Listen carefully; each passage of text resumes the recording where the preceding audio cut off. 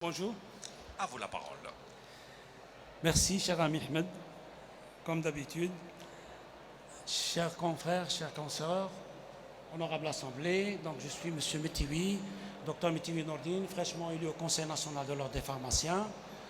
Donc ma communication aujourd'hui est en rapport avec l'éthique décisionnelle durant une crise sanitaire et le rôle du pharmacien d'officine et des établissements de distribution. Il faut savoir qu'en Algérie, le nombre global des pharmaciens inscrits au niveau de l'ordre, c'est 18 834 de différentes catégories, dont 12 014 officinaux, 4 141 distributeurs, remplaçants, gérants, assistants, 382 industriels. Au niveau des hôpitaux, nous avons 1048 pharmaciens inscrits au niveau des hôpitaux qui exercent au niveau des établissements de santé publique, tout ce qui est santé publique. Et nous avons au niveau de la biologie 553 pharmaciens au niveau national inscrits. Et nous avons pour l'hospitalo-universitaire 688, ce qui nous donne un total de 18 839 pharmaciens inscrits, c'est-à-dire répertoriés au niveau du fichier national du Conseil de l'ordre des pharmaciens. Je voudrais d'abord, avant de commencer ma communication, rendre hommage aux pharmaciens décédés pendant la pandémie et au cours de leurs exercices. Nous leur rendons hommage parce qu'ils étaient là, ils ont affronté l'épidémie, ils ont affronté la crise sanitaire et Rabbi yarhamhum Inch'Allah, la crise sanitaire consécutive à la pandémie du Covid-19 et le confinement général de la population que nous avons vécu l'ont bien démontré chaque jour. Les pharmacies d'officine constituent un rouage essentiel de notre système de santé. Les pharmaciens ont été à la hauteur et ont tenu leur rôle de professionnels de santé de proximité dans les conditions d'exercice souvent difficiles. Alors que la fréquentation des cabinets médicaux s'effondrait, les pharmaciens et leurs équipes ont contribué à la continuité des soins, en renouvelant les ordonnances des traitements chroniques et en assurant ainsi la prise en charge des patients les plus vulnérables. Ils ont assuré la distribution des masques sanitaires aux professionnels de la santé. Peu de professions de santé sont organisées comme les pharmaciens sur le territoire et peuvent répondre aussi rapidement et efficacement à une situation de crise sanitaire. Le maillage de notre profession est un atout. Nous sommes prêts à mettre nous sommes prêts à mettre à la disposition du pouvoir public. Voilà. La chaîne de distribution, alors s'il vous plaît là, je reviens. Alors voilà, c'est la thématique d'aujourd'hui. L'Ordre des pharmaciens souhaite exprimer sa gratitude pour la contribution des pharmaciens, toutes catégories confondues, dans la prise de décision éthique dans un état de crise sanitaire. L'ensemble de la chaîne pharmaceutique, forte de sa complémentarité et de ses différentes catégories, s'est mobilisée pour apporter son soutien à la population et accompagner les autorités et les professionnels de santé dans la lutte contre la pandémie de la Covid-19. La chaîne du médicament et la biologie médicale étaient au service du patient pour éviter une situation de panique.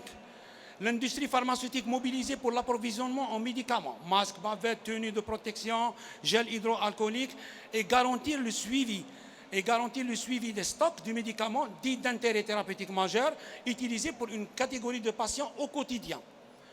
Il y a la production des gels hydroalcooliques, la mobilisation réactive de la distribution.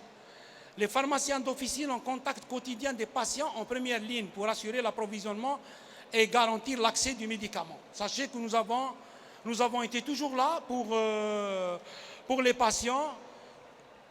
Rappelez-vous, au début de la pandémie, tout le monde a pris, c'est-à-dire le corps médical a été touché, on dirait, par un syndrome d'évasion. Il y a eu un syndrome évasif, mais sauf le pharmacien d'officine qui est resté là et qui a laissé sa pharmacie ouverte et qui a accueilli les malades par ses orientations, par ses conseils et par sa prise en charge en bonne et due forme du traitement chronique, même sans ordonnance, si vous vous rappelez bien. Alors, assurer la continuité, un rôle pédagogique fondamental dans un contexte parfois tendu. Parce que écoutez bien que les patients à qui nous avons eu affaire, c'était pas aussi facile que ça. Ils venaient, ils réclamaient leurs médicaments, ils réclamaient le renouvellement de traitement chronique, ils réclamaient des produits sur prescription médicale, et nous, on était là, parce qu'à côté, il n'y a eu pas de une seconde évaluation de ces malades chroniques sur leur pathologie. Par exemple, le suivi des glycémies, l'équilibre des malades diabétiques n'a pas été fait de façon continue et assidue. Presque les médecins ont abandonné pendant le premier trimestre leurs malades, hein, et leurs malades se trouvaient livrés à eux-mêmes, même avec des complications. Ils tapaient à la porte de l'officine pour demander conseil et pour demander des orientations. Je rends hommage aussi aux médecins et de la santé publique qui ont été aussi là et qui ont payé aussi cher de leur vie c'est-à-dire en exerçant leur métier. Voilà. Donc je continue. La crise sanitaire n'est pas exclusivement centrée sur la Covid-19. La plupart des pharmacies s'efforcent malgré les difficultés assurées et d'assurer une prise en charge adaptée aux besoins des patients. C'est-à-dire que les pharmacies, ils s'efforçaient malgré les difficultés pour adapter un besoin à leurs patients.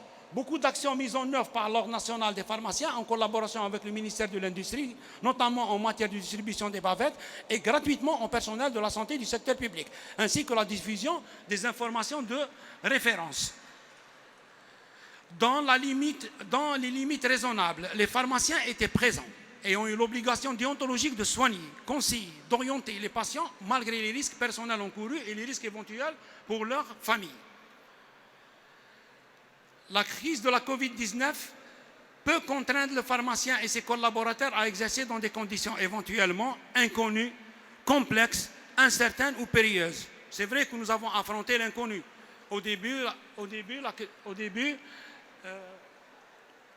de la crise, si vous vous rappelez bien, personne ne prenait de façon sérieuse le problème de la Covid-19. On le prenait à la légère. Déjà, au début, quand on a senti qu'il y a danger à l'horizon, on a commencé à prendre des dispositions drastiques. Afin de protéger nos collaborateurs, nous-mêmes et les patients. La distanciation à l'intérieur de l'officine, ne faire entrer que 2 ou 3 patients, pas plus. Donc, ce qui fait, tout ça on l'a appris avec le temps. Alors, l'inconnu, le complexe, l'incertitude ou périlleuse peut aussi causer des pénuries de médicaments. Il y a une ruée de beaucoup de malades envers les officines afin de constituer un stock domestique au niveau de leur domicile. Et nous avons été contraints de gérer tout cela de la façon la plus rationnelle possible. L'anxiété qui provoque une crise sanitaire peut s'ajouter à la difficulté de prendre ou d'exécuter des décisions conformes à l'éthique. Assurer l'équilibre entre les devoirs personnels et les devoirs professionnels. Souci de distribuer le médicament rare entre les patients de manière à respecter l'ordre de priorisation et d'assurer l'équité. Nous sommes dans un pays musulman. On n'a pas le droit de privilégier un patient sur un autre. Donc on est obligé, même notre éthique ne nous permet pas. Par exemple, comme on l'avait bien vu dans les pays occidentaux ou dans les soins palliatifs ou les soins de réanimation intense, on choisit la priorité de survie même. C'est-à-dire, qui doit-on choisir pour rester en vie? Le plus âgé, taré, avec des pathologies qu'on doit accompagner, qui doit coûter cher à l'assurance. On doit faire passe et prioriser des malades plus actifs dont la société a besoin dans l'avenir. Donc nous, l'éthique et la morale et notre religion ne nous permet pas ce genre de comportement. Comment arrimer les comportements de prescription avec l'évolution de l'état des stocks? C'est-à-dire qu'il fallait aussi gérer un comportement à l'intérieur de l'officine qui était aussi délicat qu'on le croit, parce qu'on était juste à la limite de la pénurie, on était juste à la limite de l'épuisement des stocks, même au niveau des distributeurs, et au niveau des importateurs, le stock de sécurité de 90 jours n'était pas respecté. C'est-à-dire que ce n'est pas qu'il n'était pas respecté, ils n'avaient pas la quantité nécessaire pour assurer 90 jours de distribution. Donc nous, au niveau de l'officine, on était obligés de faire un parallélisme et segmenter nos orientations en différentes directions. C'est-à-dire qu'il fallait réfléchir à gérer un stock pour conserver les médicaments qui étaient nécessaires, c'est-à-dire stratégiques pour la lutte contre la Covid-19, stocker les médicaments qui étaient nécessaires pour accompagner les malades chroniques. Donc tout cela, c'est rentré dans une panoplie de complexité où nous étions obligés de gérer de façon minutieuse et astudieuse l'officine. Donc, défi de la communication considérable, intégration du cadre éthique dans la prise de décisions utiles pour le professionnel de santé et son opérationnalisation. L'accent étant mis sur la bonne gestion de la chaîne d'approvisionnement pharmaceutique à l'échelle nationale est une question de responsabilité collective. La réaffectation des produits pharmaceutiques est nécessaire pour assurer aux patients un accès équitable. Voilà. Donc, le problème au début qui s'est passé, c'est pour ça qu'on avait senti et pressenti qu'il y allait y avoir une rupture de stock assez conséquente pour la santé publique. C'est que tous les malades se sont rués vers les officines. Ça, c'est l'esprit de panique. Ça, c'est l'anxiété. Moi, je suis chronique. Je vois qu'il y a le Covid qui est en train de frapper dans toutes les portes de l'Algérie. Donc, je vais me ruer vers l'officine, la première officine ou vers l'officine dont j'ai l'habitude pour constituer mon stock. Ça, au lieu de prendre habituellement 3 boîtes de glucophage retard et 2 boîtes d'Amara, je prenais jusqu'à 10-20 boîtes, les gens ont eu peur. C'est pour ça que la surconsommation, indirectement, a impacté la gestion du stock. Donc le pharmacien s'est trouvé segmenté en 3, c'est-à-dire mobiliser au plus près la population. Donc on était là, jouer le rôle de l'éducateur, d'expliquer aux gens qu'il n'y avait pas à avoir peur, qu'il n'y a pas panique à l'horizon, il faut aller doucement. Et deuxième rôle, c'était un rôle pédagogique. Le rôle pédagogique, c'est-à-dire qui devrait aller vers la continuité médicale et veiller sur la disponibilité du médicament en même temps, parce que c'était ça, avancer le rôle pédagogique pour pouvoir préserver la disponibilité de notre stock. Et puis nous nous sommes trouvés dans le rôle clé, le parcours du patient, où on était renforcé d'accompagner le patient. On était obligé d'accompagner le patient. Il y a des patients par panique et par peur, ils faisaient beaucoup plus confiance à leur pharmacien qu'à leur médecin. Ils appelaient leur pharmacien, ils demandaient à chaque fois des conseils. Le pharmacien était là, présent, il prodiguait les meilleurs conseils en fonction des connaissances qu'il a. Et puis, je vois que pendant cette période de la Covid-19, ça a très très bien marché. C'est là où le pharmacien d'officine, je crois qu'il s'est repositionné. Il s'est repositionné dans le cadre de la protection de la santé publique. Donc, définition de l'éthique et de la déontologie médicale. L'éthique correspond à la science de la morale et répond à un certain nombre de règles de bonne conduite. L'éthique médicale désigne les règles auxquelles le professionnel de la santé et les professionnels de la santé sont soumis dans leur pratique quotidienne. Elle implique les règles de déontologie communes à toutes les règles éthiques, scientifiques et morales propres à chacun. La déontologie médicale est par définition un ensemble complexe de devoirs moraux et sociaux que les membres de cette profession doivent observer afin qu'il y ait cohésion des comportements dans l'exercice de l'activité. C'est-à-dire que distinguer entre la morale et le droit, distinguer entre la morale, ce qui est bien et ce qui est mal, entre le droit, ce qui est permis et ce qui est interdit. Ça, c'est la déontologie médicale. Le code de déontologie s'applique à une profession particulière, tandis que le code d'éthique régit l'ensemble des interventions dans une institution donnée. Il s'avère essentiel de rappeler qu'un code de déontologie évolue à travers le temps et qu'il n'est pas statique. On peut modifier un code de déontologie en fonction de l'évolution et en fonction de la situation conjoncturelle de chaque nation et en fonction du développement de la santé et de la politique de la santé propre à chaque pays. Il porte des valeurs, celles de la profession, l'honneur, la probité, la loyauté. Il constitue aussi une norme juridique, ça c'est connu. Il est la base de la confiance du public car il repose sur l'intérêt général et celui du patient en particulier. La déontologie procède d'un état d'esprit. C'est la rencontre d'une confiance et d'une conscience qui pousse le professionnel de santé à distinguer ce qui est bien et ce qui est mal, ce que je venais de dire, et ce qui est permis et ce qui est interdit. La morale et le droit. Importance de l'éthique et de la déontologie pour la profession, respect de l'éthique et de la déontologie dans les activités professionnelles, qualité, fiabilité, clarté de l'information délivrée par les pharmaciens d'officine, transparence des relations avec les acteurs de la santé, toutes catégories, pratique commerciale, respect de l'indépendance des partenaires de santé, respect de la confraternité entre les confrères de santé, article 159 du décret 92-276 portant institution code de déontologie médicale. Les conséquences du non-respect de l'éthique et de la déontologie, c'est l'anarchie. Quand on ne respecte pas la déontologie médicale et on ne respecte pas la déontologie médicale, on fait place à l'anarchie. On fait place à l'anarchie. L'exercice commence à se défriser, si vous voulez, commence à se défriser. et puis il devient fragile. À côté, on nous voit comme de simples commerçants, ou bien comme de simples petits commerçants qui exercent et qui veulent gagner de l'argent, alors que non. Nous sommes dotés d'arsenal, nous sommes dotés d'un code de déontologie, nous sommes appelés à respecter l'éthique de l'exercice et nous avons des institutions qui nous représentent, le SNAPO, l'Ordre national, il y a beaucoup d'institutions qui peuvent venir aussi dans l'avenir. Donc on doit respecter toutes ces institutions. Il y a le SNAPA actuellement. Donc c'est des institutions qui défendent l'intérêt professionnel de l'exercice. Donc l'anarchie s'installe au niveau de l'exercice. Elle touche plus spécialement le commercial, le côté commercial, le volet commercial, la publicité à tort et à travers, la contrefaçon aussi à tort et à travers, l'orientation de malades libres et choix est un droit imprescriptible des malades. Donc ce qui fait là, on va vers le comportement antidéontologique, vers un exercice pratiquement, si vous voulez, l'appellation un exercice illégal. La concurrence déloyale, les remises, l'octroi aux malades, des cadeaux, de bonus, tout ça on connaît en tant qu'officinal. Ça c'est des trucs, ça c'est des pratiques qui se sont installées et on dirait qu'elles sont devenues coutumes. Et là, le Conseil de l'ordre bannit et réprime sévèrement ce genre de pratique au niveau des officines. D'ailleurs, nous sommes, le CNOP s'engage à lutter contre ce genre de pratique.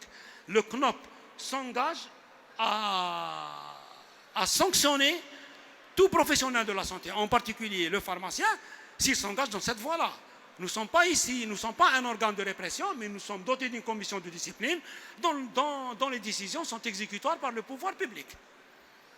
La concurrence, voilà, l'image négative de la profession au grand public et aux autorités. C'est pour ça que je vous ai dit que ça va nous rendre fragiles. Et puis il y a l'image de marque, à préserver. Que ce soit du pharmacien d'officine, du biologiste, de l'industriel. Nous sommes des pharmaciens.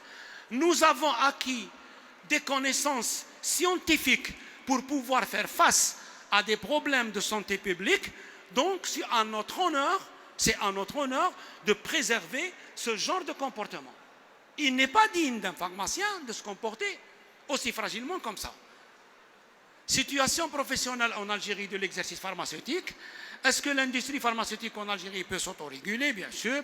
Nous avons constaté son développement, nous avons constaté même l'effort qui a été fait aussi par l'industrie pharmaceutique en fonction de ce qu'on a. Les génériques commencent à prendre place. Nous sommes, je crois, M. Belambri, à 60-65% de production nationale. Donc c'est un honneur pour l'État algérien que l'industrie pharmaceutique s'implante, s'incruste et s'impose.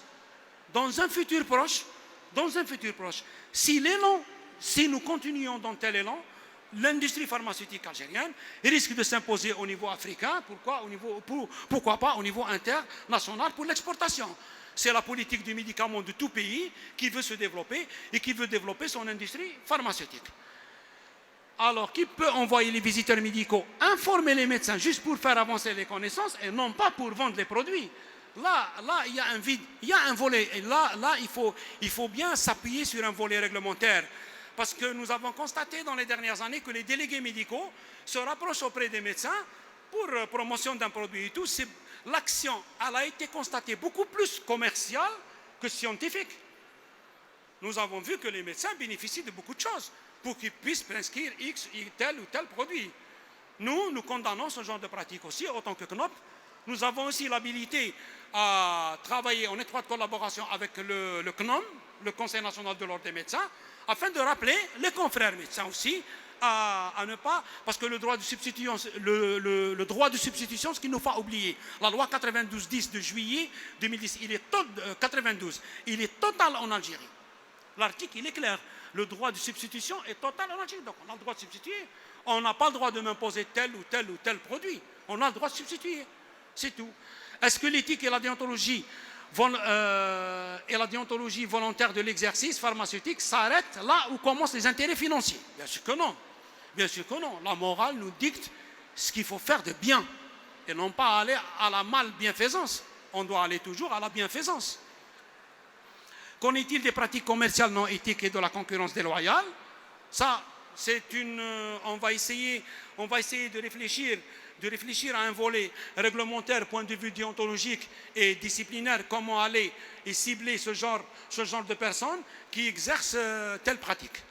Est-ce que le patient a toujours l'information la plus complète? Est-ce que le cadre juridique existant est efficient? Et la responsabilité des autorités de tutelle dans tout ça. La pertinence est de mise pour l'application stricte des lois. Existe-t-il une réelle volonté politique d'accompagner l'éthique et la déontologie pour l'ensemble des corps professionnels impliqués dans le médicament? Je crois qu'il y a ça. Simplement, on doit compléter. Il y a la loi 1811 qui est venue et qui stipule pas mal dans ces articles, pas mal d'orientation, et pas mal de segmentation. Il suffit maintenant d'aller à la rédaction des voies réglementaires. Et j'espère que ces voies réglementaires, le CNOM et les institutions seront impliquées afin de rédiger quelque chose de fiable et quelque chose qui est compatible et en adéquation avec l'exercice de la pharmacie.